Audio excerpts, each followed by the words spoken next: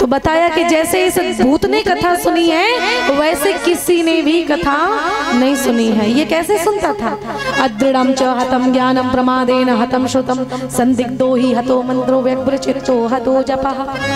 कथा सुनता था, मन से सुनता था, श्रवण करता था, फिर चिंतन करता था, भगवान की लीलाओं को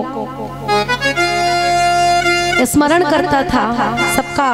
आज जैसे इसने ये सब किया तो इसकी मुक्ति हो गई, इसीलिए इसको जिस तरह से इसने कथा सुनी इस प्रकार से किसी ने कथा नहीं सुनी। अच्छा, फिर से कथा हुई श्रावण के महीने में, उसी नियम से सबने कथा सुनी। कोई भी संकल्प लेकर के भी आप कथा सुन सकते हो कि मेरा ये काम हो जाए। अगर सच्ची निष्ठा हुई, सच्चा नियम हुआ तो आपकी भागवत सुनने से हर इच्छा पूर्ण होती है। बोलिए भागवत महापुराण की। तो ये जो कथा है ये किसकी है? ये कथा हमारे जीवन पर है। ये धुंधकारी कौन है? ये आत्मदेव कौन है?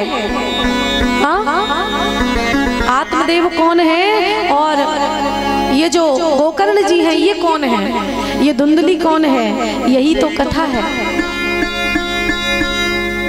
इसी कथा से तरोगे भैया, इसी कथा से परीक्षित जी तरे थे। हाँ, आज ये जो कथा है हमारे शरीर पर है। आत्मदेव कौन है? आत्मदेव है आत्मा, हमारी आपकी आत्मा। ये तो ऊपर से कपड़ा डला है, सर्जरी है ऊपर से ये रहने के लिए एक मकान दिया है प्रभु ने। और मकान का किराया क्या है? इस मकान का किराया क्या है? जैसे जिस घर में रहते हो पैसा देना पड़ता है, किराया है ना। और इसमें हम रह रहे हैं इस घर में, इसका किराया क्या है? इसका किराया है श्वास, सांस खत्म, किराया खत्म तो घर खाली। बात सही है ना भाई? किराया नहीं दोगे तो, पैसा नहीं दोगे तो घर खाली करना पड़ता है। ऐसे ही सांस आनी जानी बंद हुई सोई घर खाली हो जाता है। तो आत्मदेव है आत्मा, धुंधली यानी पत्नी है बुद्धि। गोकर्ण कौन है? संत का ज्ञान रूपी सत्संग रूपी फल गोकर्ण। और जो उस सत्संग रूपी फल को ग्रहण नहीं करता, अपमान करता है, वो एक दिन उसे धुंधकारी यानी अज्ञान प्राप्त होता है। और जो अज्ञान जिसे प्राप्त होता है वो अज्ञान रूपी अंधकार के कुएं में एक दिन धुंधली की तरह जाकर के गिरता है और मरता है। अज्ञान रूपी अंधकार जिसके घर में होगा उसी के घर में होगा जिसने संत के ज्ञान रूपी जो फल है उसका बहिष्कार किया होगा, त्याग किया होगा। सत्संग रूपी जो गंगा बहती है, चाहे 5 मिनट ही क्यों ना हो, आपको सत्संग की सरिता में स्नान करना चाहिए, ज्ञान रूपी फल लेना चाहिए। नहीं तो क्या होगा? अज्ञान रूपी कुएं में एक दिन गिरना पड़ जाएगा। अब आइए, ये 5 वैश्या कौन है और ये 7 गांठें क्या है? ये 5 वैश्या हमारे जीवन में है और ये 7 गांठें भी हमारे शरीर के अंदर है। 5 वैश्या है शब्द, स्पर्श, रूप, रस, गंध।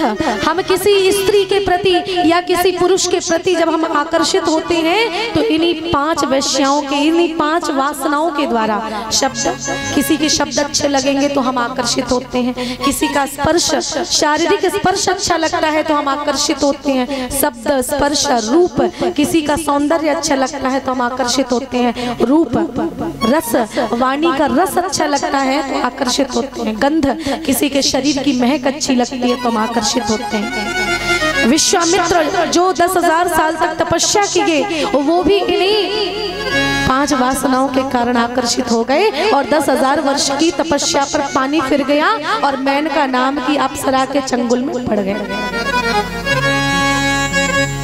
हाँ हाँ हाँ। आज 7 गांठें कौन सी हैं? 7 गांठें जीते जी तोड़ लीजिए। काम, क्रोध, लोभ, मोह, मद, मत्सर, अविद्या। सबसे बड़ा रोग, सबसे बड़ी गांठ अगर कोई है तो वो है मत्सर। मत्सर यानी कि दूसरों का बुरा सोचना। और ये रोग ज्यादातर हर किसी को लगा है ना? आप लोग अपने ऊपर मत लेना, संसार में इतने लोग हैं, ज्यादातर ये जो मत्सर है ना, मत्सर मतलब दूसरे का अच्छा देख करके जलना, ये ज्यादातर लोग सभी को लगा हुआ है। और भैया आज का इंसान अपने दुख से दुखी नहीं है, दूसरों के सुख से दुखी होते हैं लोग कि भैया दूसरा सुखी क्यों है। ऐसे लोगों से हमेशा दूर ही रहना चाहिए, नहीं तो आप तो सोचोगे कि ये हमारा अपना है और वो आपका सुख देख करके ही जल रहा है, चिढ़ रहा है। मत्सरता जिसे कहते हैं, निर्मत्सरता इसके विपरीत। आज ये 7 गांठें हमें जीते जी सत्संग के द्वारा तोड़ लेनी चाहिए, तो निश्चित ही मरने के बाद हमारा वैकुंठ जाना निश्चित है। आइए इसके बाद हम गोकर्ण जी की सुंदर सी जन्म की कथा और राजा परीक्षित के जन्म की कथा में अग्रसर होंगे। हमारे भाइयों के द्वारा सुनिएगा एक सुंदर सा भजन। आइए चलते हैं उसके बाद।